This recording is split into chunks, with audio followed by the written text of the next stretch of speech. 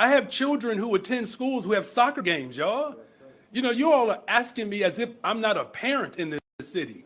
I get it, I'm mayor, I get it, but you're asking me to give you a date and I have to court. Do you understand that you have not had a mayor like me? I get that. I have a wife, I have children, they have schedules. And plus, we still have public safety that we have to address. We still have the unhoused that we have to address. I still have a budget that I have to address. And I'm doing all of that with a black wife raising 3 black children on the west side of the city of Chicago. I am going to the border as soon as possible. I have children who attend schools who have soccer games. We're going to stop here for a second.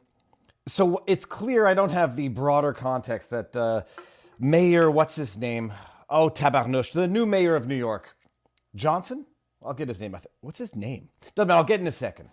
He's obviously taking flack, I guess, for not having gone to the border. It doesn't really matter. What the hell did this guy just say here? First of all, oh, is it fun when the revolution devours its own? He's quite clearly having a bad day. He's getting some flack from his constituents, it would seem. I have children who attend schools who have soccer games, y'all. Y'all, he's got kids who have soccer games. Y'all, he can't, like, you know, just do everything you expect him to do as a mayor. He's not Superman. You know, you all are asking me as if I'm not a parent in this city. I get it, I'm mayor, I get it, but you're asking me to give you a date and I have to court. Do you understand that you have not had a mayor like me? I get that. Stop. Do you understand that you have not had a mayor like me? I get that. What the hell does that mean? In conjunction with, I've got a black wife and 3 black kids. What the hell is he even trying to suggest here? Is he suggesting that he's a responsible father and that Chicago has not had a mayor that's a responsible father? Is this like a jab at former Mayor Lightfoot, who was a lesbian? Like, I don't understand what that even is supposed to mean. To court, do you understand that you have not had a mayor like me? I get that. Ooh, plus he's flashing the, ooh, look what he's doing with his hands. You have not had a mayor like me. I get that. Ooh, I was told that this means something bad, people. You have not had a mayor like me. I get that. And then listen to what he says. I have a wife. I have children. They have schedules.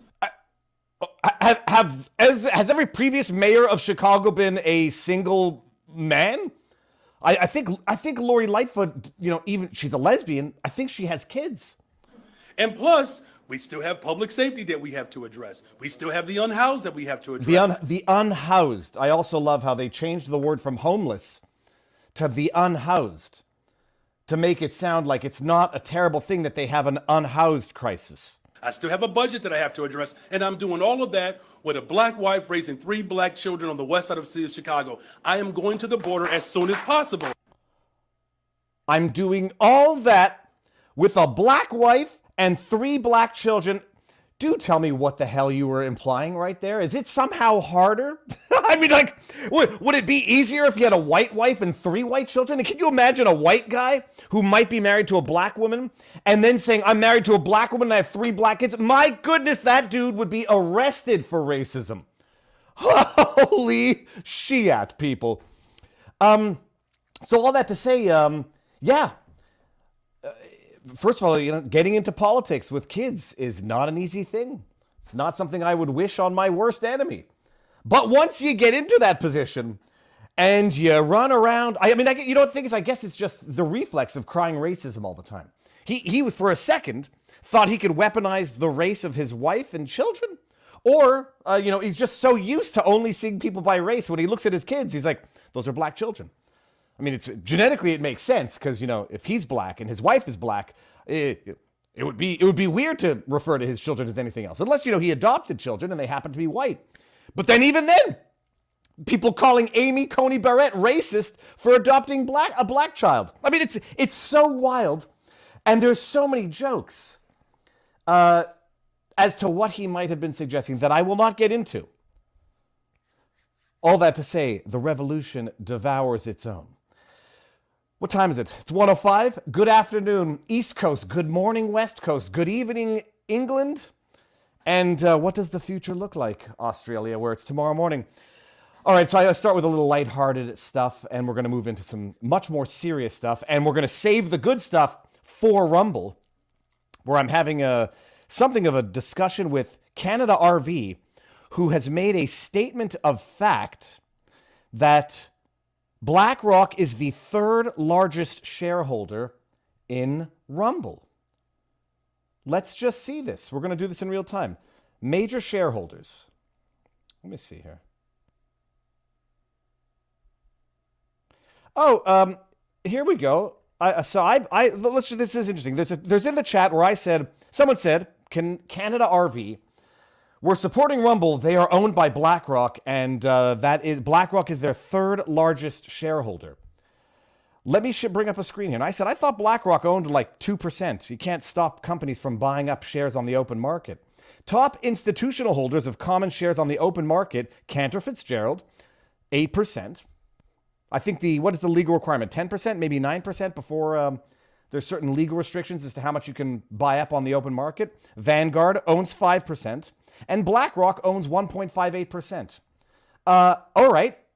What do you think that proves? All below legal thresholds, all owned on the open market. You know what that shows? Hey, at least these stupid tyrannical companies know a good investment when they see one. As far as I understand, controlling shareholding of Rumble is in Chris Pavlovsky. There are still risks. Chris might not be interested in this life for the rest of his life. He might not be interested in the company. Things happen, whatever. But no, Canada RV. So you want to have fears and you want to spread rumors. Third largest, they own 1.58%, dude. If I had the money, I could buy 1.58% on the open market and nobody could stop me. That is my response. And not only is it my response, if I go up here, I'm fairly certain it's what I told you was the case right here. So you're wrong. BlackRock owns a small percent, 2%, I believe. Majorities with Chris, so you should reassess. All right, well, that's as much fun as I want to have fighting with someone who I don't think is going to be persuaded. Well, there's an expression, a fanatic is someone who never changes their mind and never changes the conversation. It's a great, great expression. All right, for those of you who don't know who I am, where the hell have you been? I should have checked on all the platforms to make sure that we're live. Viva Frei. Some people think that using my name is an act of aggression. I'm David Freiheit. Nomen es omen. Someone told me earlier this week, who was it? It was last week, that David in Hebraic means beloved. And my last name, Freiheit, means freedom in German. That much I've known my entire life. So beloved freedom. It's very nice. Dan Bongino owns some Rumble as well. Absolutely. He owns quite a bit as far as I understand. And I think those institutional investors are on the open market. So anyways, it doesn't matter. We start on Rumble, YouTube, and vivabarneslaw.locals.com. And at a given point, I end on YouTube because YouTube has been giving me some grief lately because it's commie censorship tube. A load of Shiat is what YouTube has by way of implementing rules. We end on YouTube, we go over to Rumble and Locals, and then afterwards we have our Locals after party where I take questions and mingle with our Locals community, vivabarneslaw.locals.com. And that's it. I think that's it for the introductions. The link to Rumble is there, and I should have made sure that we're live cross-platform. Yeah, Bongino owns. I mean, there's so many of these free speech supporting, ass-kicking internet people who own shares in Rumble. I do not own one share, and it's not for lack of want. I would love to own shares in Rumble. I don't want anyone accusing me of anything, and I also look like crap. But now that you see how they fabricate crimes out of whole cloth, if I talk about Rumble and I own shares in it, someone's going to accuse me of something. Which is why I felt the need to disclose that I do own some Tesla stock, which I bought back at $100 a share when I was doing the assessment of that absolute bogus decision coming out of Delaware. And then just to explain the absolute horse crap chicanery that YouTube has been giving me. YouTube pulled one of my videos last week, didn't give me a strike. After having monetized the video, after having approved after manual review for monetization, they pulled it and won't give me a reason. And, I lose on all the appeals. That's fine. Since then, I've noticed some YouTube, just going in there, it's like, we're gonna go ahead and demonetize that video as well. Which one was it? The Elon Musk tweet video, where I explained that Elon Musk tweet, which ruffled some feathers over the weekend, talking about immigration. It might have made the stuck pigs squeal because it might have been a little bit too on point or over the target. They age restricted that video Why, you might ask? Well, I included a clip of an interview of Josh Miller on CNN talking about the migrants who, beat up the police officer and then were released without bail, seen flipping the bird as they get out of prison or get out of jail. I included that clip from a CNN interview, which they deemed was, what did they say? Age-restricted worthy. And I'm like, okay, I don't know how you can possibly do that. Maybe it's because it contained the surveillance footage of the migrants beating up the police officer. Although, every other MSM outlet that reports on that, fully monetized to the hill. Well, actually, kind of funny. Some of them actually had Tesla ads running on their ads, but that might have to do with my search engine. So then I say, I'll do a re-edit, and I'll make a joke.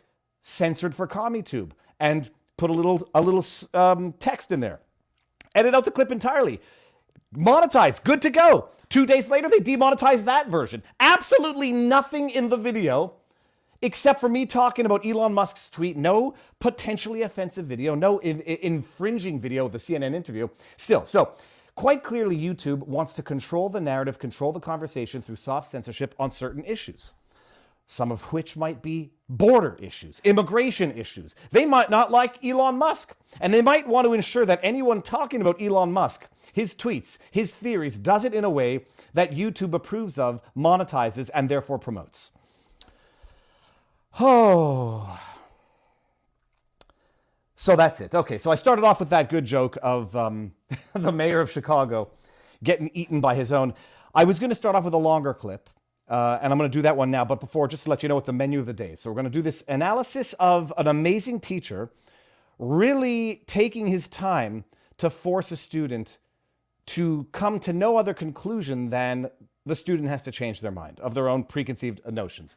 We're going to cover another story on YouTube before we head over to Rumble. Apparently, Ukraine has started targeting oil refineries in Russia. I've got not very much to say about that, but we're going to talk about it. It's the latest developments in that war. And then we're going to go over to Rumble. We're going to talk about the bullcrap border bill, the three Bs, bullcrap border bill. We're going to talk about that DC Court of Appeal decision that just dropped this morning, right? Reading through this 60-page decision, and it's mental gymnastics. What it is motivated reasoning. Motivation is the master of reason. They want to get to a conclusion, they're going to get to the conclusion, and we're going to walk through it, and then some other crap. Okay, now let me just go see here. I got it here. I go. There's so many footnotes. Where is it? And I'm going to try to be better at breaking up sections of the streams so that I can snip and clip and put them into shorter versions. Alrighty, people. Look, there are good teachers out there. There are bad teachers out there, and there are good teachers who want to be good teachers but are not necessarily as skilled at what they do. And then you have this guy who is I'll call him a grandmaster. Patient, persuasive, and methodical. I like to think that I'm, when I want to be like this, I could be like this, but I do appreciate that I'm not short-tempered, but I'm impatient. When you're talking with someone, and I know people say it's a symptom of ADHD or whatever the hell, and you know what they're going to say, it becomes a little difficult to wait and let them take their time to get there. You're like, no, I know what you're going to say, and then people say it's rude. I know my own weaknesses, like I know my own strengths. Listen to this teacher basically convert a student from being a brain-dead, narrative-repeating, non-critical thinking student into someone who just swallowed as much of the softest of shelled red pills that he's ever going to get in his life. It's 4 minutes long. We'll walk through it. It's fun, and this teacher deserves a raise. Let's define bigoted opinions. What opinions are bigoted? Hold on, sorry. Here. So these guys want to talk about J.K. Rowling? Is that so? What's going on with that? What do you want to know? She's had a pretty controversial past. I just want to know, what are your thoughts on it? And, do you still like her work despite her? Look at his eyes, by the way. He's patient and he's loving. So let's get specific, though. Let's define bigoted opinions. What opinions are bigoted? We're going to treat this as a thought experiment. I'm not going to say what's right or wrong or what way to think. The whole point is to learn how to think, not what to think. Look, I'd like to say that I've been saying that for a long time. This is why I say study philosophy, become a lawyer, but do not stay a lawyer for too long because it will crush your spirit and destroy your soul. Like they say, live in New York long enough to build character, but not enough to destroy it. This guy, well, I don't even know what he studied. I suspect he might have studied philosophy or law, but I'll find out one day, maybe. Yeah, yeah. So when you say bigot, you're starting with the conclusion that given her bigoted opinions. Yeah, So first her, let's start with, does she have bigoted opinions? And stop right there. And this goes back to, it's going to go to the DC appeals decision. There's a difference between arguing from a conclusion versus arguing towards a conclusion. One, you start with the conclusion as a premise, as opposed to premises that lead to that conclusion. Given her bigoted opinions, carry on. I'm sorry, that's a conclusion, not a premise. Let's build up to the conclusion. Are her opinions bigoted? And this teacher does it. When you say bigoted opinions, She has had a history of being extremely transphobic, I've heard. you've heard. So what? Can you give me an example? I mean, first of all, it almost seems scripted because it's layups. History. You have a history of. Listen to what the media says, by the way. They always say it. History of controversial statements. All right, show me the controversial statements. If you look at her Twitter, I think you could see a few things. If you want, I could try and find see if something. Yeah, if you can, do it. see Do if it. You can find one. So, one of these tweets that she came out with in 2019, she said, "Dress however you please, call yourself whatever you like, sleep with any consenting adult. Seems who very will have tolerant to you. me. Live your best life in peace and security, but force women out of their jobs for stating that sex is real." So you find that bigoted? What do you find about? It was in there? No, that's not the best example. So let me look at the kid at least didn't try to make the argument. All right, that's not the best example. Let me go find another one. But this is when you have a discussion, and I say I like to do it as a thought experiment. Give me your 1 to 3, no more. Don't like throw shit at a wall and hope something sticks. Your best example to evidence what you're saying. Just the best one, so that we can stick to one and not have to run around chasing windmills. It was deemed transphobic. It was deemed I transphobic. myself, Do you find that transphobic yourself? See, this is where I would not be quite as patient as the teacher. But good for him. Good for him. The world needs people that don't have short attention spans. I don't really have an opinion on it, but I'm just going with what a lot of other people have said. So let's pause there. Let's not go with what other people are saying. Let's try and learn how to critically think. So let's analyze the tweet ourselves. So that statement, do you see anything problematic? Disregarding other people's opinions. Think for yourself. Magnificent. Look at you could hear the She wheels. did try and pin some things on a specific group of people. Where does she do that? Can you read that? I mean, I could not be this Women patient. out of their jobs for stating that sex is real. So when I hear that, I'm interpreting that as meaning if a woman says that, saying that there is a difference between men and female and then being attacked as transphobic, I think You don't. that's what she's saying by attacking someone for stating that sex is real. Yeah, like when Riley Gaines says that biological males should not be competing with biological females. Men should not compete with biological females, regardless of how they feel. Live your best life. Bone who you want to bone, but you don't get to box who you want to box. That is exactly what she's saying. Is that transphobic to you? So, to me, This kid's seeing his life flashed before his eyes right now, because if he says that's not transphobic, well, congratulations, the mob's going to come after you, young man. no, stating that sex is real is not transphobic. It's just a fact of life. It exists. So is there anything you disagree with in that tweet? No, not that one. Let me go find another one. I can't really see anything that I myself disagree with, but I can see why some people would think, oh, this is offensive. We can't have that here or something, because... Sure. That's the strongest argument the kid made. It's like, okay, fine, I can understand how other sensitive people or people who are looking for fights, they could say, well, we can't have that here. So you said that, we can't have it here. Does that make it right, or does that make it wrong? There's an apology tweet. Let's read that. What did she say there? I haven't read that. If this turns out to be respect staged, every I mean, trans person's who right cares? to live any way that feels authentic and comfortable to them. I'd march with you if you were discriminated against. Sounds pretty good. On Geez, I never realized that I actually like J.K. Rowling. basis of being trans. I might get into Harry Potter. At the same time, my life has been shaped by being female.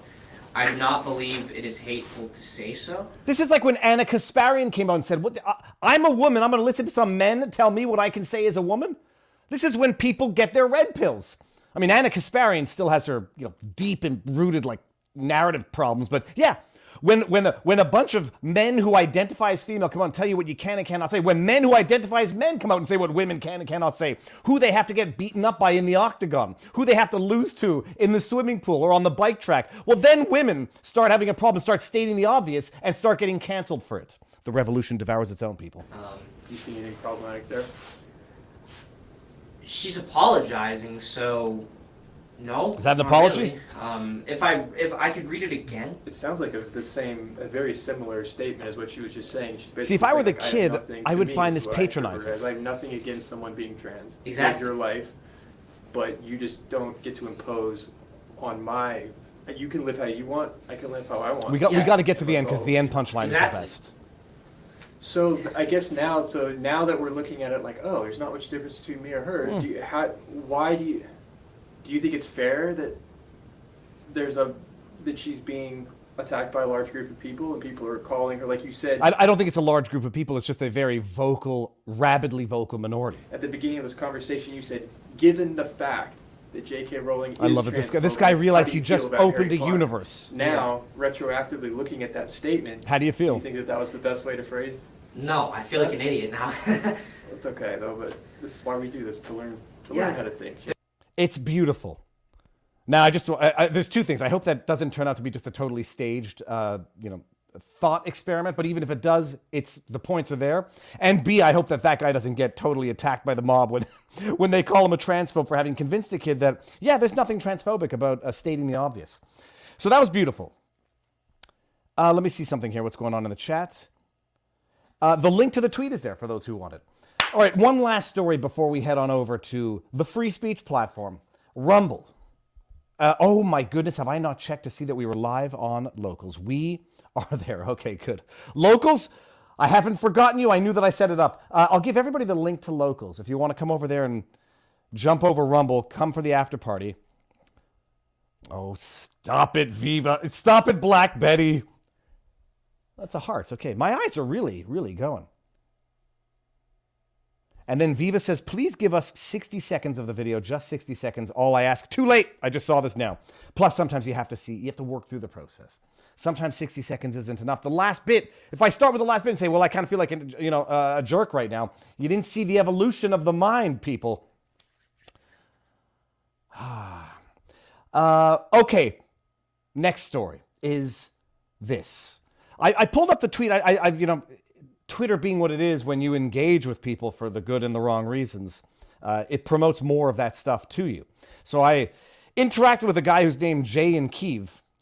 Some people, I didn't know who he was, and I don't like saying I don't know who the person is, because sometimes they seem to have big followings, and maybe I should know who the person is. An American in Kiev, seems to be a journalist. I question partiality of this journalist. More like a commentator, and a biased one at that. There's nothing wrong with that. Just make sure you got the good arguments. Jane Kiev tweets out, there are only 32 large refineries in Russia processing the majority of their petroleum products. Ukraine has begun blowing them up. TikTok. TikTok to what? I'm not quite certain. And then we got a video.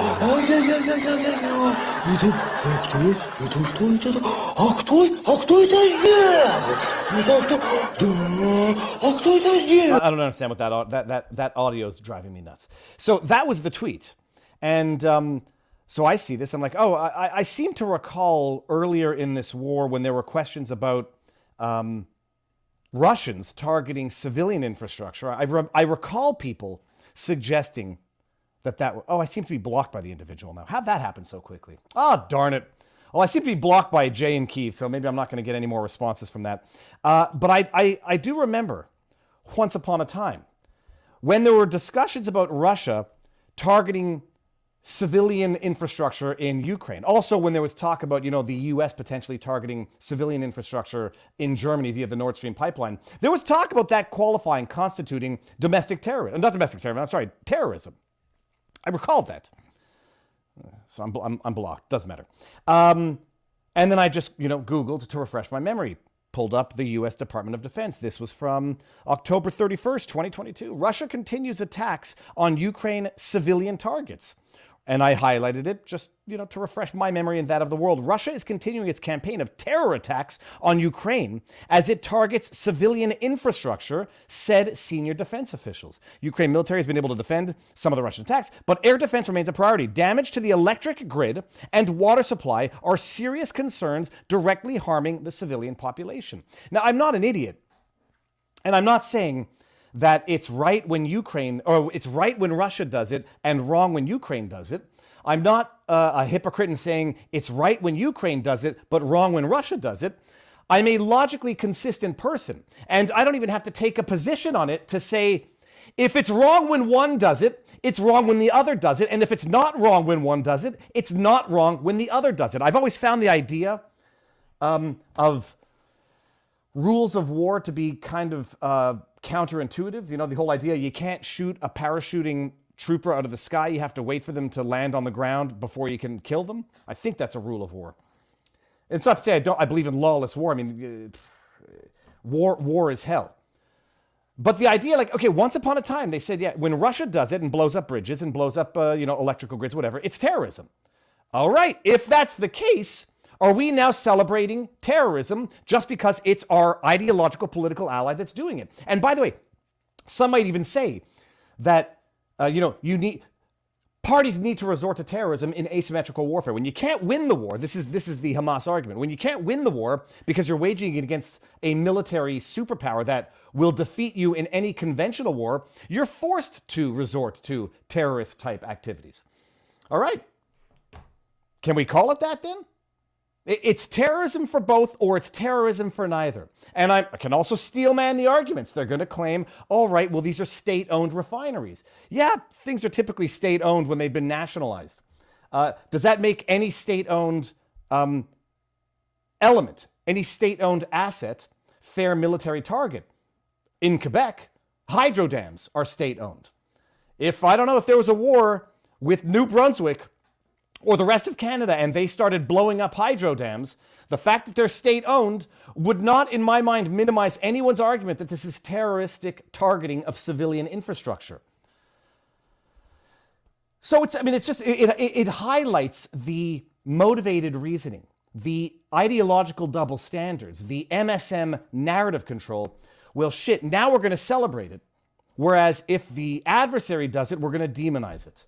If you have no ethics, if you have no standards, you have no intellectual consistency, bada bing, bada boom. It's actually kind of amazing that I just got blocked by the individual who clearly does not want his or her followers, seeing the truth. Hey, we want to celebrate terrorism when we like it, and we want to condemn things as terrorism when we don't like it. You know what ends up happening? You end up living in a world where people look at what Hamas did in Israel and don't want to call it terrorism. It's not terrorism, it's just asymmetrical warfare waged by a weaker party against the military stronger party. It's just resistance. All right. The revolution devours its own people. With that said, have I missed anything? There we go. Bada bing, bada boom. No. What we're going to do right now, I'm going to give you the link one more time. We're going to go over to the Rumbles and carry on the party there, breaking down the latest bullshit of the day. It's such a potty mouth. And I haven't even had a drink, right? I had a what is this? Caffeinated carbonated water. I've discovered another mildly caffeinated carbonated water. It's actually delicious. Practice the critical thinking you preach. I can't tell if this is intended to be an insult. Okay, so I'm sorry. The Russians attacked Ukraine homes. Ukraine has never attacked Russian ones. You're making a false equivalency. Well, no, you're actually here. Let's have a little game of intellectual critical thought right now. I never spoke of attacking Ukrainian homes. That would be a separate issue. What I did speak of was attacking civilian infrastructure. And they were not talking about homes at that time. Whether or not Russia deliberately targeted homes of no military importance, that might be a debatable fact. Whether or not they collaterally killed civilians is an indisputable fact. If attacking the Ukraine homes or killing civilians in the context of war makes Russia terrorists, then every military conflict both sides are going to be terrorists, in which case, congratulations, you no longer have words that mean anything. You will notice that we were talking about civilian infrastructure, not civilian homes. So you are the one now swapping words into strawman an argument so that you can strawman a conclusion that no one argued. Congratulations. I'm not as patient as that teacher, but I hope you understand the sleight of intellectual hand, or the intellectual sleight of hand that you just tried to pull, and it might work on someone who doesn't understand the meaning of words. Let's see this. Okay, Theophrastus, and I know that you're not a troll. Refineries and fuel depots are not just civilian infrastructure. That much is true. That will be the steelman argument. They are, what's the word? When there's two things at once, they have two aspects. One is definitely civilian, but the other is definitely military. That same argument applies to everything. Electrical grids, water supplies. That is the strongest argument you can make. Well, they're using it for their military machine. True. What is the word that I'm looking for when something has a dual use? That might have been the word. Certainly has a dual use. That argument can be made for everything that civilians rely on by way of infrastructure. Bridges, definitely dual use. Civilians use them and the military. Bridges, yeah. Water supplies, electrical grids. So that argument goes both ways as well. Anyway, all that to say, war is hell. And if you were dealing with people who wanted to end this war, it would have been ended 300,000 Ukrainians ago. But you're not. You're dealing with a bunch of military industrial complex, greed-driven animals who have no problem fighting to the last Ukrainian to further their ideological proxy war from which they benefit handsomely. That's it. Okay. Let us go on over to Rumble, people. That is Rumble. And this is, and we're going to talk more about the border bill. You know, it's not an odd coincidence that the border bill, the $118 so-called border bill, only has $20 billion for the so-called border and has $60 billion for Ukraine aid. That's great. A lot of people are making a lot of money off other people's misery. Don't negotiate. Big Brother will come help you. Don't negotiate. Don't expel ambassadors. It's an amazing thing. Expel ambassadors, demonize them, frame it so that discussion would be nothing more, nothing less than appeasing Hitler, as if that even makes any sense. Expel diplomats, walk away from the negotiation table, convince the world that there's only one outcome that can be achieved, that needs to be achieved, that will be achieved, when it's all a big fat lie, to further a proxy war, ideologically driven proxy war against Russia. Is that to say that Russia's innocent? Hell no. Is that to say that in war between two corrupt governments, you have war between two corrupt governments and the only people who suffer are the innocent civilians that are used as fodder? Yes. Okay. Or maybe I'm just totally wrong. All right. Move on over to Rumble, people. YouTube. Hasta mañana. I will see those on YouTube who don't want to come over later. You can get the clips and you'll get the replays later. But the live party is going to be on Rumble and then on Viva Barnes Law